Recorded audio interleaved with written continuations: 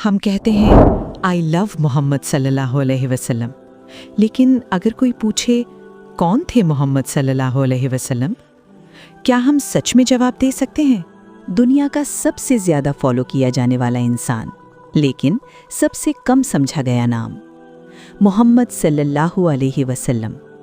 آج ہم ان کا نام لیتے ہیں، ان پر درود بھیجتے ہیں، ان کے کوٹس شیئر کرتے ہیں، لیکن کیا ہم ان کی زندگی جانتے ہیں؟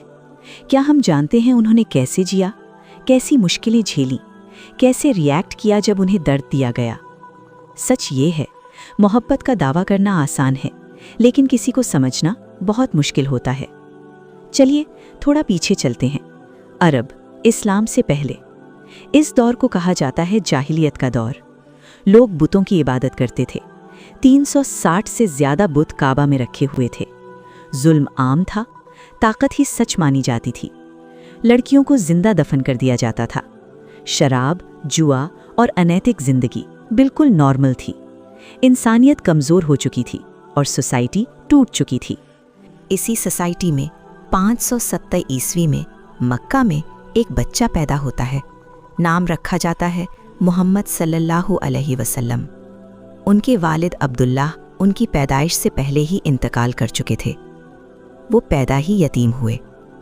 6 سال کی عمر میں ان کی والدہ آمنہ بھی دنیا سے چلی گئیں۔ پھر دادا عبد المطلب نے ان کی پرورش کی، لیکن کچھ ہی سالوں بعد وہ بھی انتقال کر گئے۔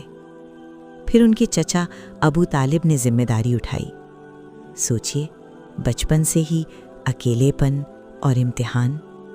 لیکن یہاں ایک بہت امپورٹنٹ بات ہے، ان کی زندگی کا سب سے اسٹرانگ حصہ ان کا اخلاق تھا۔ لوگ انہیں کہتے تھے الامین، یعنی سب سے زیادہ سچے، سب سے زیادہ امانت دار۔ لوگ اپنا مال، اپنی امانتیں ان کے پاس رکھتے تھے۔ وہ جھوٹ نہیں بولتے تھے، کبھی دھوکہ نہیں دیتے تھے، اور یہ سب نبوت سے پہلے کا ہے، یعنی ان کا کیریکٹر پہلے سے ہی بے مثال تھا۔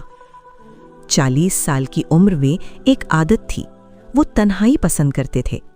مکہ کے پاس ایک پہاڑ ہے جبل النور، اس میں ایک غار ہے، غار ہرا۔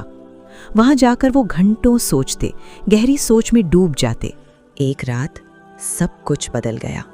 ایک فرشتہ آیا، جبریل، اور کہا اقرا، یعنی پڑھو۔ یہ پہلی وحی تھی۔ یہاں سے ان کی زندگی اور پوری دنیا دونوں بدل گئیں۔ انہوں نے لوگوں کو بلایا صرف ایک اللہ کی عبادت کی طرف، لیکن لوگوں نے منع کر دیا۔ ان کا مذاق بنایا گیا، انہیں جھوٹا کہا گیا، ان پر ظلم ہوا، انہیں سدایا گیا۔ ان کے فالوورز کو بھی سخت تکلیف دی گئی، لیکن انہوں نے کبھی رکنا نہیں سیکھا، کبھی ہار نہیں مانی۔ سب سے حیرانی کی بات یہ ہے، اتنی تکلیف کے بعد بھی انہوں نے بدلہ نہیں لیا۔ انہوں نے معاف کیا، رحمت دکھائی۔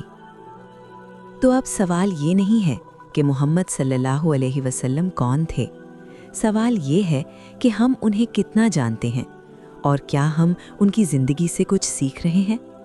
اگر آپ محمد صلی اللہ علیہ وسلم کو صرف نام سے نہیں بلکہ دل سے سمجھنا چاہتے ہیں، تو یہ سفر یہیں سے شروع ہوتا ہے۔